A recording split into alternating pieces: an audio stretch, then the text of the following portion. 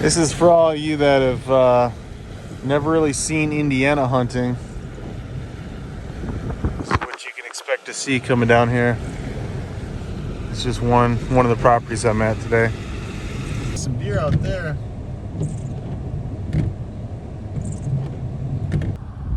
See that pheasant?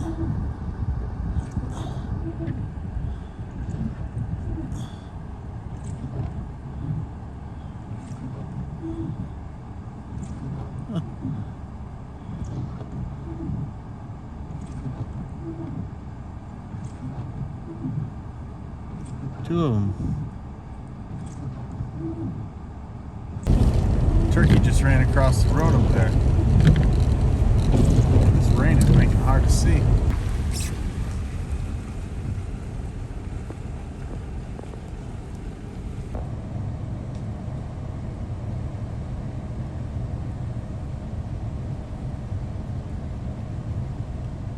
Oh, running. Got a runner. Yeah, this phone can't zoom that far. There was a turkey down there. Looked like a hen. It's funny, if you're driving, the turkeys are fine, but when you stop, boom, they take off. All right. These Indiana properties are all really flat. Well, all the northern Indiana properties are all really flat. They take pretty good care of this property. They always do a really nice job of mowing the trails and stuff, and keeping it clean. It's nice. They do a really nice job on their parking lots. Here in Indiana, you can't park off the side of the road. They don't let you do that. That's a big no-no. They'll tow your vehicle. Right here is where I saw a turkey earlier. Yeah. Well, it's not there right now, but right in the middle of that trail, I was like, hey, turkey, turkey.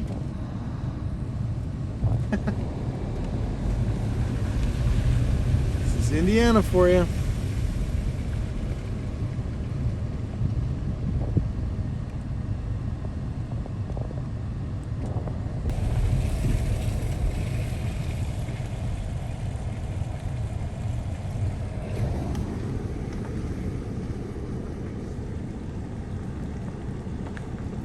This is actually a pretty cool trail here.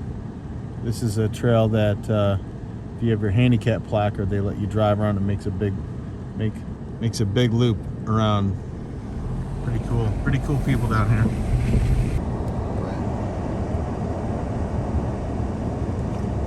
Well, there's one falling down. It's a rainy night out here. I think it's May the 1st or May the 2nd. And decided to go for a walk out in the woods today because I do lawn care for a living. And since it's nonstop rain, I thought I saw a turkey up there. Since it's nonstop rain, I cannot do any lawn care today. So I decided to put on my waterproof shoes and go for a walk out here to the woods. I was looking through my hunting stuff, getting ready for turkey season a couple days ago, and I realized that I couldn't find my lone wolf stand. I think it's an Alpha 2 hangout stand. All I could find was this one stick.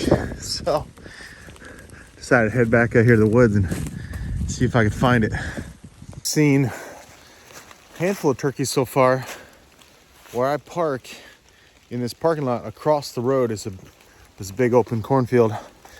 And there was a big tom and like 4 hens in that last field. So I brought a little box call with me. Pull it out of my pocket here. Brought a little box call with me so I can, can't do that one-handed. Not bad. I had to watch it.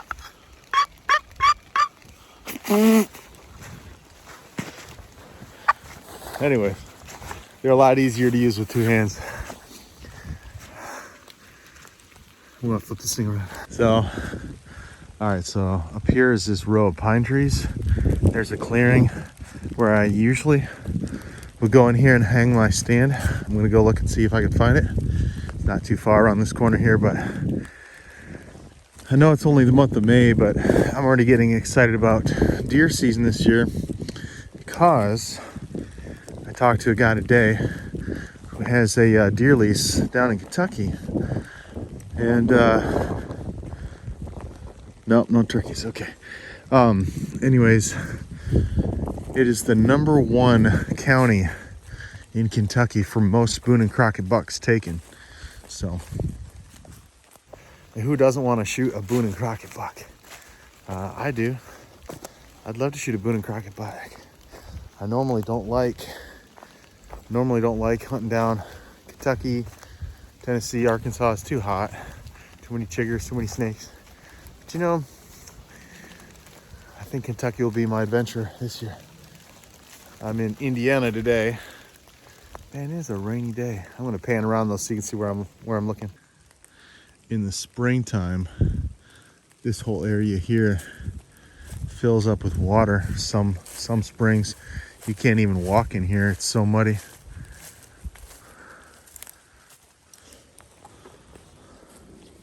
Something did something.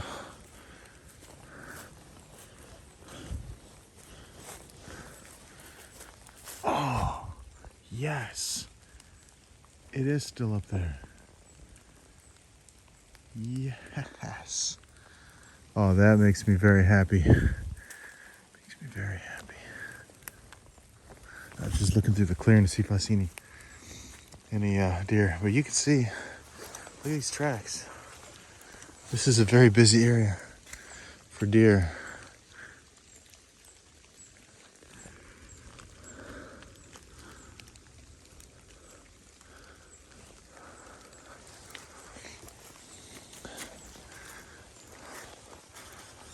See a bunch of little hoof prints. That means a lot of does and some fawns.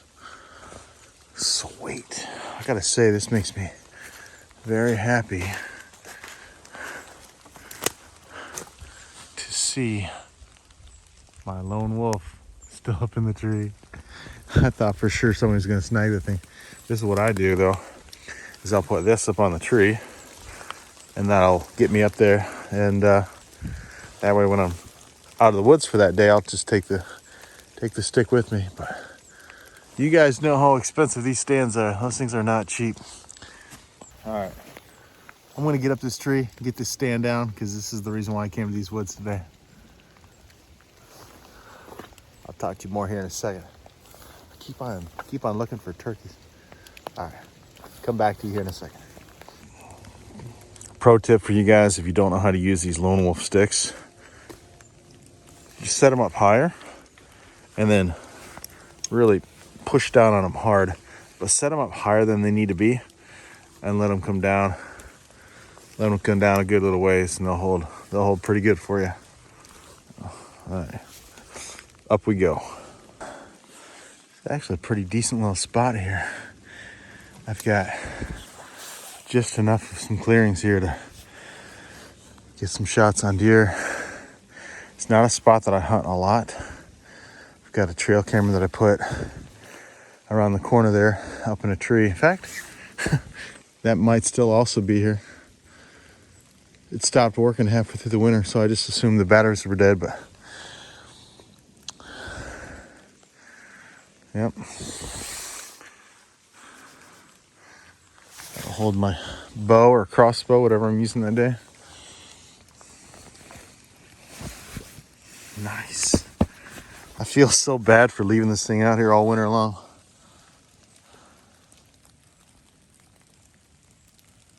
Yep. All right. Yeah. So I remember the last time I was in this stand. My trail camera was over here in this corner, and it was a Sunday afternoon, and I get this notification on my phone when we're in church, and I see these 3 guys dragging out this little 4-pointer. I'd seen him coming and going a bunch of times. I see him dragging out this little buck. I think, what in the world? So I came out the next day because I figured, well, since they've already got theirs, it probably means my odds of seeing deer will go up because they shot that little tiny deer. So my odds of seeing a big deer will go up, right? Man, that Monday night, I heard grunting and grunting and grunting, and I'm over here like, "Meh." and then, but you could hear, this is me shooting guns. Must be private land, because I don't think you can't hunt this public land past 1:00 p.m. Anyways, for turkey, but he was grunting and grunting and grunting and grunting, and I just stayed up here, and sure enough, it had just gone dusk, you know, not quite light enough or not quite dark enough for a flashlight. So you can still, I like to get in and out without using a flashlight if I can. And you see his headlamp bobbing up and down this trail. It's coming straight through. Hold on. Yeah, I can see his headlamp bobbing up and down. He walks all the way around and on out. I don't think he ever figured out that I was up here. I don't think he ever saw my trail camera up there either. But yeah, that was the last time I was in this stand. Yeah, I don't know why the does like this area so much. They just do. I think they utilize some of these areas as bedding. It almost looks like a creek running straight through there, doesn't it? It's amazing how much water this area gets in the spring. Yeah. I'll hear bucks grunting. They'll come through that clearing there.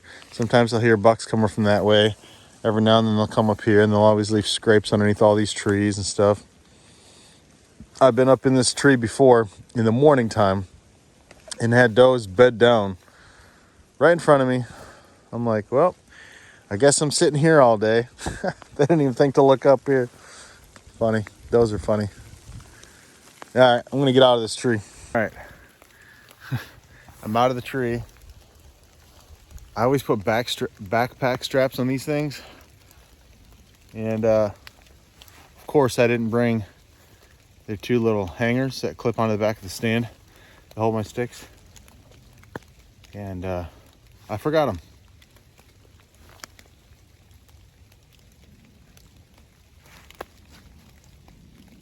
Huh. Kept on hearing something. You ever go out to the woods and you hear something walking? Yeah, I just heard something walking. Hard to hear with the rain jacket on. Well, anyway. All right, well, it feels good. I was really nervous about that because, you know, when you leave stuff out on public, there's a good chance it's going to get stolen.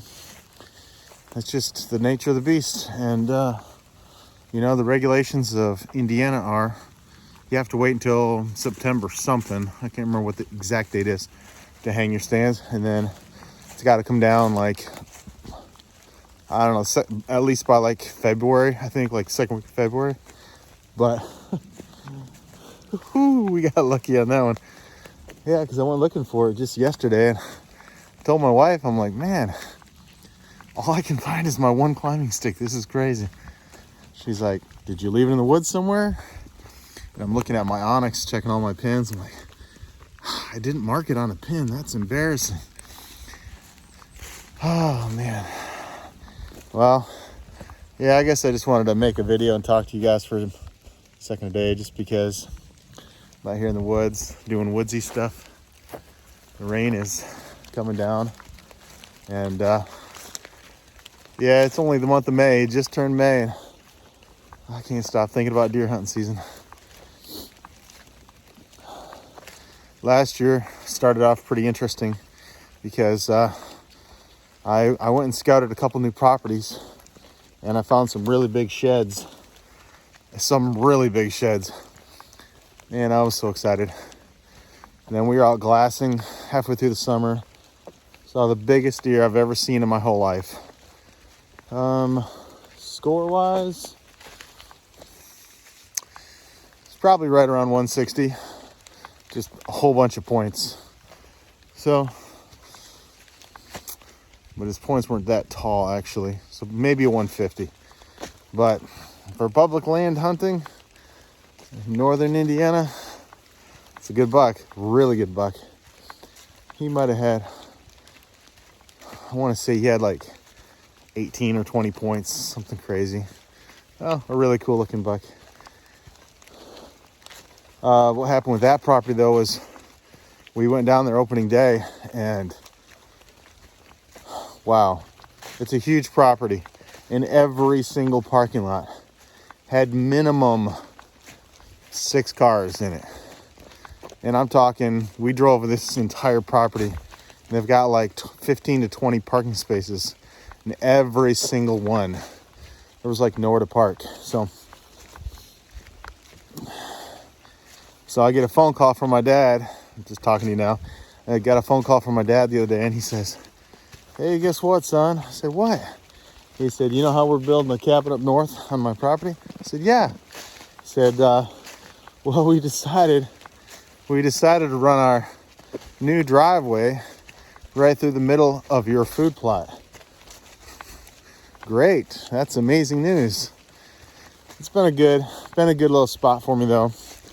When my dad first bought that property, it was 5 acres, and the land was barren. There was like no trees. They had just timbered the entire thing, and now it's a pretty decent little hunting spot. But because it was such a small property, we put my stand or my deer blind right at the entrance on the corner. And my dad was like, "Yeah, he's probably not ever going to see anything, but wouldn't you know it, been watching a lot of those Jeff Sturgis wildlife habitat improvement videos and food plotting and putting in water holes and clearing shooting lanes and working with the soil. And I want to say every year for the last 5 years straight, I've seen at least one 120-inch plus buck walk in front of me while I was in the deer blind. So the last 2 years, terrible luck. Big bucks. Didn't harvest any deer. And yeah, that's just how hunting goes, right? My dad says that's why they call it hunting and not killing. And then had a lot of fun with my kids this past fall. Picked up a rifle, 350 Legend rifle. And so we got to shoot a couple does and a little 4-point.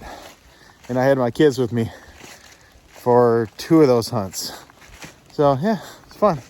It's fun. We got some venison in the freezer last year. Lots of fun. But this year, like I was saying at the beginning of the video, I'm going to be having a deer lease in Kentucky. So we'll see how that goes. It's 10,000 acres, and it looks pretty rugged. Looks like a lot of chiggers and rattlesnakes and ticks and high heat. That'll be a new one for me. If it's anything like hunting Arkansas, it's going to be hot. These fields are pretty awesome. The property managers here planted something in here that the deer really loved last year. I think it was sugar beets. Sugar beets and I don't know what else, but maybe radish. It is so funny because this parking lot would have like 5 or 6 cars in it. And I would stand up there at the top of the hill and watch all the cars leave. And then I would tiptoe down here when it was too dark to hunt. And there'd be like 8 deer right here. And I come down here and look down this field. Same story. Same story. Yeah, you'd see like three or four does. They'd hang out up on that ridge top and then come down after they watch all the vehicles leave. I thought that was pretty interesting. Last year when I was walking in here, because I didn't hunt over here too much, but I came, parked there, walked right here, looked down. There's a pretty nice little 8-point down there. Maybe 120, 125 inch. Not huge, but nice. And I said, what am I going to do? I had my crossbow, I had my Raven crossbow. And I went to the road, which is gravel. And I tried to tiptoe between the gravel and the grass. And got all the way down to the very end. And I was able to crawl through crunch leaves. And I got to about about 40 yards of them. So close enough to take a shot with the crossbow. And a white truck comes down the road and stops because he sees me. And that deer looks up and pooh, takes off. Oh man.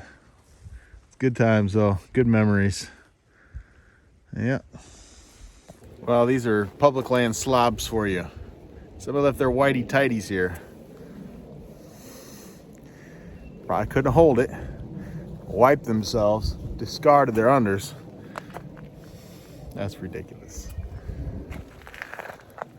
Public land. Gotta love it.